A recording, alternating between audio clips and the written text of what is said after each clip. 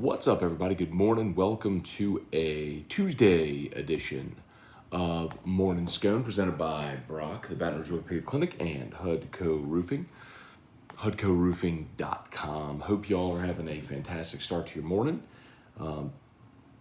Who dat? Saints win, and the final score wasn't impressive at 23-21, but the Saints were impressive. A lot to like from that ball game last night. Most notably, of course, Jameis Winston, which we will start with. Let me ask you, however, please, that if you are on Facebook too, like the page, share the post, like the page, share the post, like the page, share the post, and if you are on YouTube, smash that like button. Smash that like button, y'all. Okay, we'll say some good mornings. As I told you all along, the Saints quarterback competition was never really a competition. It was never really in doubt. I understand playing along with the Taysom Hill thing just to allow him the opportunity to feel like he's in a competition, but it was never really a competition, and it ended last night dramatically. You finally gave Jameis an opportunity to start with the Saints' first offensive line, the best offensive weapons out there. That's even sans Alvin Kamara and Michael Thomas, and Troutman got hurt. And he was still 9 of 10 for 123, 2 scores, no picks, no sacks, a 157.5 rating. Yes, I know it's preseason, but that's what you would expect from a starting caliber quarterback in the preseason, is to be that good against a lot of guys that probably won't be employed next week. Now, in fairness, Jacksonville did have a lot of their starters out on the field. They did, defensively. So I don't want to completely diminish it, but there's no surprise. One guy's a quarterback, the other's not. Now, can we please get to the inevitability of Jameis starting and moving Taysom back into his slash role? And we're like, the Saints will be so much better off offensively with Taysom Hill in his slash role because they need weapons. So, excuse me. So, late night watching the game. Anyway, so even this camera out. There we go. So, really good night for Jameis Winston. Got to be somewhat of a relief, I would imagine, also for Sean Payton, that there is no doubt anymore. He doesn't have to really do anything crazy that might upset somebody because we all know the answer now. All right, so I got some other stuff. Let's see. Oh, y'all got good morning. Deborah Cowart, Jeff McKithen, Dylan Landry, Brian Wynn, good morning. Brian and Andy Penton, good morning from Rock Springs, Wyoming. Jared Wrinkles, good morning. Thoughts on Winston? Same thoughts I've had all along, Jared, which are Jameis Winston's 27 years old. He's physically gifted enough to be the number 1 overall pick in the draft. He went to a not great situation. Obviously, he's the number 1 overall pick. He had some super highs with going for 5,100 yards, and then the contrast of not winning a lot of games and throwing picks. Respect tremendously the fact that he chose to sit for a year behind Drew Brees and chose to learn. Impressed by his humility. Went vegan, got in the best shape of his life. Had LASIK to fix his eyesight. Was very impressed, man. I've said this since last March. So y'all know, man. Y'all OGs who've been here, I've said that on Winston since last March. So not my feeling from last March to right now hadn't changed a lick. Travis Garrettell, good morning. Brian Callaway balled out last night. He did, man. Marquez Callaway, Sean, he proves it. Like, I may go pull the video that I did last year post-draft as well, because I always do the video where we talk about the Saints draft picks and then their undrafted free agents. And last year, the guy who I liked that I told you was going to make the team was Marquez Callaway. I watched that kid at Tennessee. He was phenomenal. He even returned kicks and punts. I mean, he was a game breaker. But he runs 4.5, and so he goes undrafted. But if he had run 4.4, like what, he's a mid-round pick, that's where sometimes, Mike D would always say, he's like, they fall in love with the athlete, not the football player. This is the opposite. You're looking at a great football player who was super productive during his time in the SEC. And, I mean,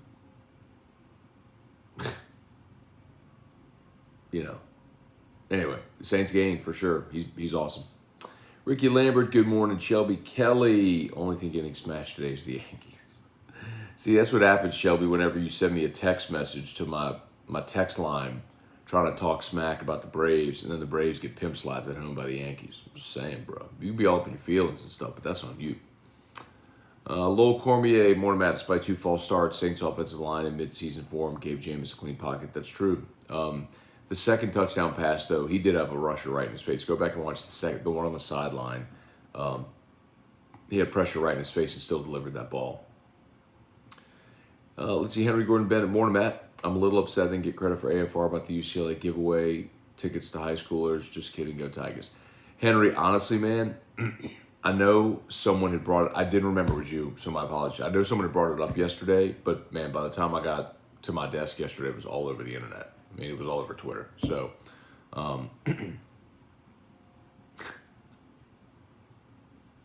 Ryan Dixon found my high school ID from '94, ready for the UCLA game.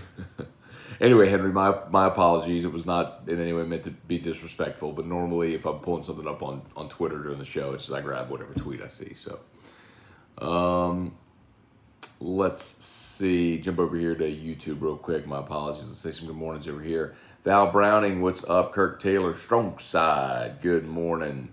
Kirk Taylor in fake timeout. I'll tap the like button. Oh, you're in time. Oh, wait, are you in timeout or are you putting yourself in timeout? Merrick Mathern, good morning. Travis Laurent, thank you. Brady Smith, good morning. Vaccination checks at the Dome took an extra 5 seconds. Not a big deal at all. Good to know, Brady. Thank you for that info. Hadn't had anybody tell me yet, so thank you. Let's see, Lawrence was impressive too, even with the bad offensive line play. Man, the Saints harassed him all night, but I can't believe they left him out there to get hit. How big of a monster is Marcus Davenport now? And then the funniest part is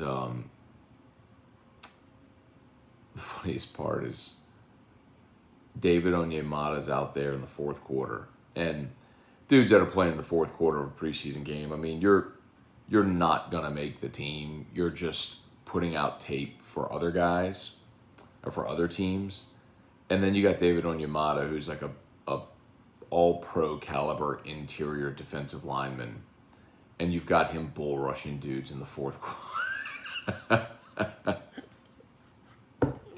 Gardner Minshew's like, what the hell, man? Let's see, Kirk, can we just admire how good the Saints front seven is? They were really good last night, for sure. I really legit thought, my one singular big takeaway from that game last night was, in 2012, it was valid, 2012 validated for all of us how important coaching is in football. Like, it's something we know, it's something we talk about a lot, but in 2012, we saw Sean Payton removed, and the Saints went from the best team in franchise history in 2011 to 7-9, a mess, worst defense in the history of the league, all that sort of stuff. Coaching matters, man, and even though they've shuffled the deck and moved a bunch of pieces, you still got one of the best coaches in the NFL. Maybe trust him. That was my thought anyway. Rap in batches, what's up? Kirk Winston throwing the ball down the field had me calling back the mid-2010s, watching Breeze throw up. Well, I wouldn't say Breeze throw up, but yeah, it was nice to see him throwing the ball downfield. The touchdown pass to Callaway traveled 56 yards in the air. ESPN Stats and Info said it's the longest a pass has traveled in the air from a Saints quarterback since 2016. Trivia Carter, what's up? Alex Day, hey Matt, how about Callaway? I just picked him on my fantasy waiver wire. Smart move. J-Dog, the Cajun man, Jameis will win the starting job. I mean, I've said that since last March. Gulf South, for the first time since camp started, the guy with 70 NFL starts finally looked better than the 30-year-old with 4 starts in a preseason game against a team that went 1-15 last year. Let's go Wild. So your cynicism isn't funny. And you're actually misguided because it's not the first time in camp that Jameis has looked better. He's actually looked better all throughout camp. Maybe the bigger hat tip should be to Taysom for actually elevating his game a bit. And that's also the first time that you have seen Jameis Winston with the starters, which is the difference because we don't all collectively get to go watch every rep of practice. Some media members do that go in there, and that's all fine and good, and you can take their word for it. But your cynicism, I get it. But the more success he continues to have, you'll continue to look silly for that. Tim Gotro, good morning. Let's see, Brady, no mask enforcement. Okay. Carl the Cat, it was great to see the ball going down the field more than 25 yards. Spurge, and y'all keep in mind, they didn't even have Kamara. I mean, it's going to be an even different ball game when Kamara's out there. Let's see, trivia. Sorry, wasn't here the last 2 days. Had to meet and fly with my new flight instructor. All right, trivia. Here you go. Get that pilot's license, huh? I guess.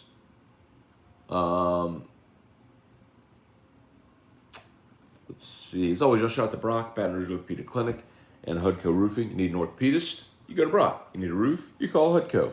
I would actually love it if today, if as soon as we finish the show here today, we had a call or an online request for roof inspection. Free, no obligation. We'll come to your house, get on your roof. No one has to be home. We don't have to come inside.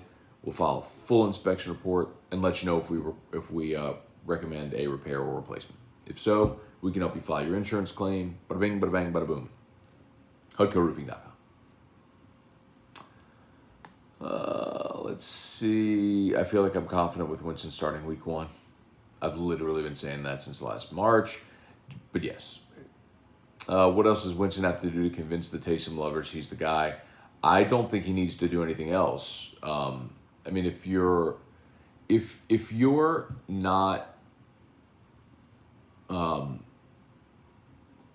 board with Jameis, then nothing short of winning in the regular season is going to do that. And y'all, I mean, I'm the guy who said I don't care what you do in a preseason game if there is some evidence enough of a sample size of what you are as a Sunday player, right? So, I don't care that Ryan Ramczyk had a false start yesterday. Don't care. I know what he is. I do care that Kevin White, the wide receiver, former number 7 overall pick, they threw him 2 quick slants, and he dropped both of them. It's really hard to justify keeping that guy around. I know Peyton wants his size and speed, and we could all be pulling for him. But those are reps that they gave to you to see what you can do, and you drop 2 quick slants. I mean, it's tough. Let's see. Reagan Lee, morning, Matt. Starting back school today here in Walnut Ridge, Arkansas, Williams Baptist University. Hope you have a great one. Thank you, man. Same to you, Reagan. Father John David Mathern, good morning. How bad is Troutman injury? They x-rayed it last night, negative, which is good news, but it's foot, but apparently still in some pain. So here's hoping nothing serious, man. Stephen Miller, good morning. Brandon DeVille, will the Saints need to allow Hill to pick his weight back up before they move him back to his previous role? Be interested to see what they do there, man. I told y'all yesterday, that was my one big concern about Taysom playing quarterback for as long as he has. He did lose weight. He did sort of change his body to be able to play quarterback. Tom Brouillard, hey, Matt, is there a place online for all the info for UCLA, like locations where y'all be doing remotes, times, etc.? So we finally did secure our location. We will be broadcasting from a spot inside of the Lowe's Hotel Hollywood. Fridays, OTB and AFR. And then Saturdays, Eagle 98.1 game day. That's where we will be live. So, and you are welcome to come watch the show. It'll be in a, I'll announce the name. It's like the Peacock Room or something. It's a room with a beautiful backdrop view, like out into Hollywood and everything. So that's where we will be broadcasting from. Ira Fields, good morning. Do you think Urban will regret coming to the NFL? Yes. Well, let me put it this way. Some people live with no regrets, and if he wanted to see if he could do it, then maybe not. But do I think he'll have success in the NFL? I do not. Sharon Ann Tommaso Bourgeois, good morning. Tommaso. Good morning. Jameis looked fantastic indeed. Let's see. Sean Payton seems to have a fire lit that I haven't seen in years. I also like Sean in the hat. Sean in the hat is better than Sean in the visor. And iconic fashion statements can change. Look at LeBron. We forget LeBron wore a headband for the first decade of his career. And then all of a sudden, he just ditched the headband. Remember, I think he got knocked off of him in the NBA Finals when he was in Miami. And then he just took it off and never put it back on.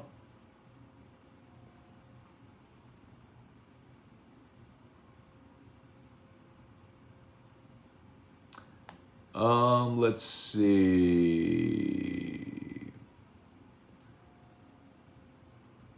Hey, Brian, I messaged you back about the tickets because I probably will have people that need them. I have a lot of friends that need them. Peyton still claims quarterback competition not over. Yeah, no. Let's see. Daniel Cass, good morning.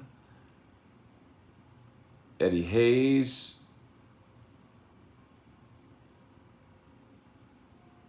Ever now blind squirrel trips over an acorn. How much weight did Taysom lose? I don't know that, Daniel. It's a good question. Let's see. Oh, it's 7:50. All right, a couple more minutes, y'all. Scott McClendon, we'll miss Drew's presence on the Saints, but nice to see the deep ball. No doubt. Listen, the Saints had changed their offense to accentuate the superpower that Brees still had, which was his accuracy. That's why Kamara and Mike Thomas got the deals they did. Just killer. Just instead of beating them with the big blow, like beat them death by 1,000 paper cuts. And Brees was accurate enough to do it. Tomas, what's up, man? Second game on Yamato play snaps at DN. Would I believe we would have some DNs play tackle as obvious depth reasons? That's going to happen too. We already saw Peyton Turner taking snaps at defensive tackle. And you will, look, they'll run those three-man fronts where Cam Jordan kicks inside. They did it last year. They'll do it. They'll do it again. Let's see. Good to see Sean Payton realize Jameis is the FUG. F-U-G? I don't know what that means. Jeffrey Parrott, morning Scone. Do you think the Saints will ever be on Hard Knocks? Probably, yeah. But it's all Hard Knocks isn't... viewership is way down this year.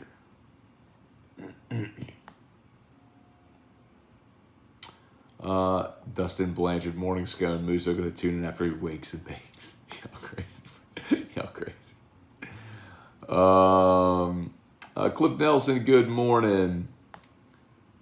How about the Yanks, man? That's right, 10 in a row, bro. Big win yesterday with the Bravos, too.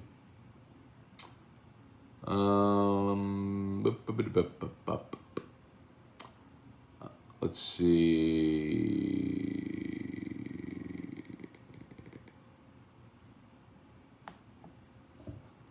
Since Cam started, every time a Saints reporter gets on the radio or local news, they say neither quarterback is pulled away. I get it. And here's the point. What your... Okay, I don't want to say neglecting because I don't mean for it to have a negative connotation. Here's the point. A reporter, think about that word, reporter. Their job is to report what they see. Okay, so they're giving you the statistics from practice or who threw a touchdown or who threw a pick, and that's fine. That is okay. They can give their opinion based on what they see in practice. That's all fine and good. You're also talking about a controlled game-like setting where nobody's being tackled, where you try to fabricate game situations to go through drills and sequencing. But that's not a game. We saw Taysom Hill playing 4 games last year. How did that go? And don't tell me they were 3-1. One time they beat a team that didn't even have a quarter. They were playing a college, they were playing a practice squad receiver at running back at quarterback. This was never in doubt, ever. Ever. It was never in doubt. But also if you're a reporter, short of going on the record with information that you have that I've had for 6 months, that this was never going to be a competition. Why do you think I've been so adamant about it? Why do you think I've got my whiskey collection?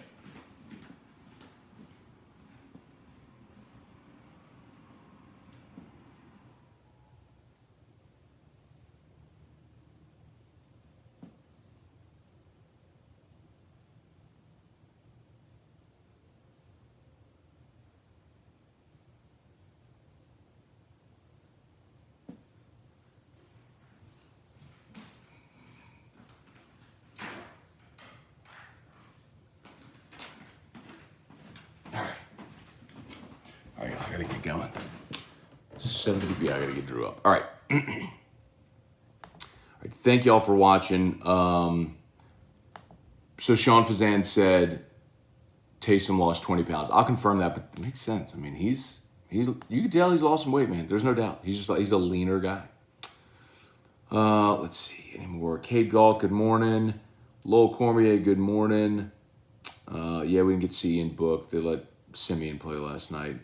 Ian Book's going to make the team as the number 3. But that's probably one of those, it's probably one of those instances where they gave Simeon the opportunity to play just to put out film for other teams because he's not going to make this team. All right, y'all. Carrick, if Hill starts the first game, I'm going to pick up my bottle. Right, okay.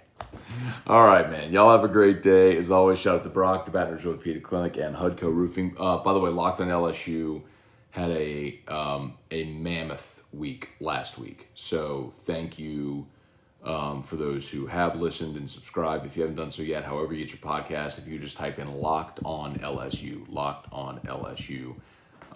daily podcast, usually release it mid-late morning. It's going to be closer to noon today, but because I'm going to go work out.